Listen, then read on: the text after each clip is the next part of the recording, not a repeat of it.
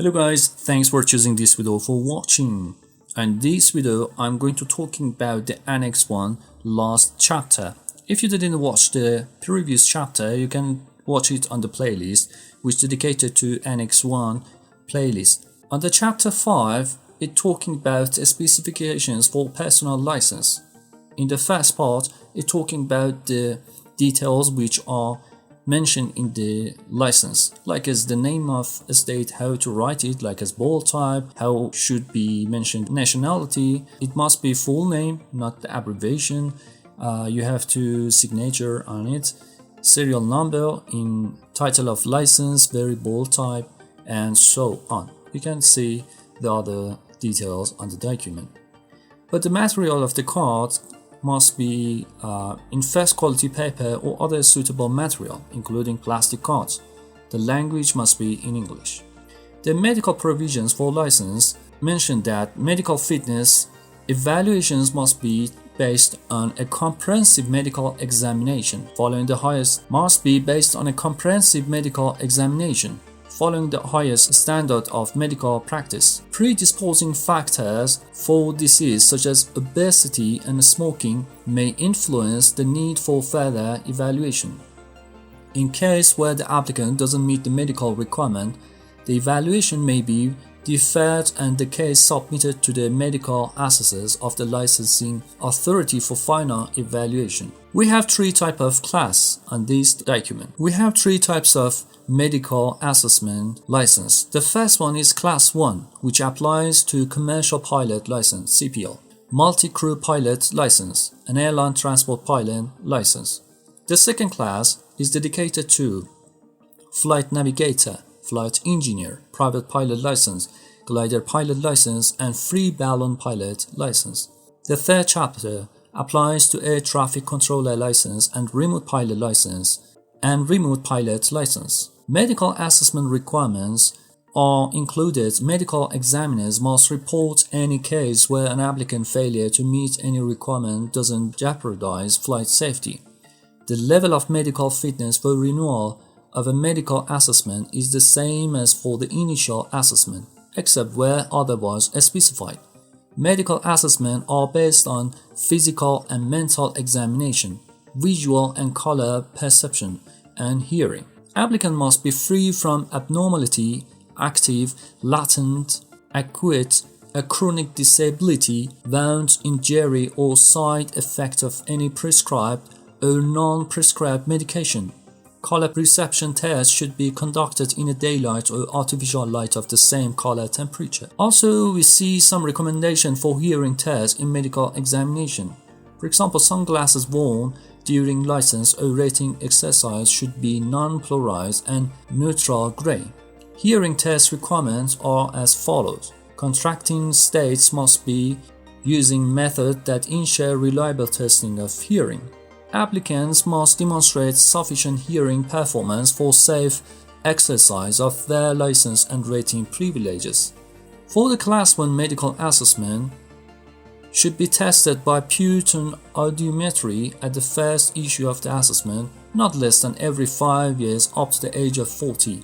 For the Class 3 is every 4 years up to the age of 40, and the second class is every 2 years after the age of 50. It must be tested in quiet rooms.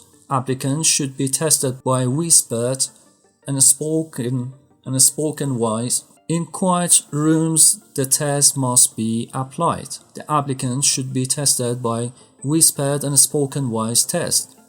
Guidance on an assessment of applicant using hearing aids is found in the manual Civil Aviation Medicine. The first class of medical assessment for pilot license, it says that initial medical examination for Class 1 medical assessment is required for commercial pilot license applicant. The first class medical assessment are renewed at interval not exceeding those specified on this number 1.2.5.2. The licensing authority issues a Class 1 medical assessment when the requirements of this section and general provision of 6.1 and 6.2 have been met. The applicant must not have any disease or disability that could render them unable to operate an aircraft or perform assigned duties safely. The applicant must not have an established medical history or clinical diagnosis of any mental disorder that could render them unable to exercise privileges of their license. An applicant with depression treated with antidepressant medical should be assessed as unfit unless the medical assessor considers the condition unlikely to interfere with the safe exercise of the license and rating privileges. Medical requirements for civil aviation license holder. No established medical history or diagnosis of nervous system disease. No head injury or heart abnormality that could interfere with the safe exercise of the license and rating privileges. Applicant with cardiac condition like coronary bypass, grafting, and so on should be assessed as unfit unless they have been thoroughly investigated and evaluated. And you can see some other details about this license. Assessment guidelines for aviation license holder. Chest radiography should be part of initial examination. Chronic obstructive pulmonary disease should be assessed as unfit unless it interferes with the safe exercise and so on. And you can see many details about these parts. The fit assessment guidelines for civil aviation license holder. Applicant with blood disease and other type of disease are considered unfit unless thoroughly investigated and unlikely to interfere with safe license and rating privileges.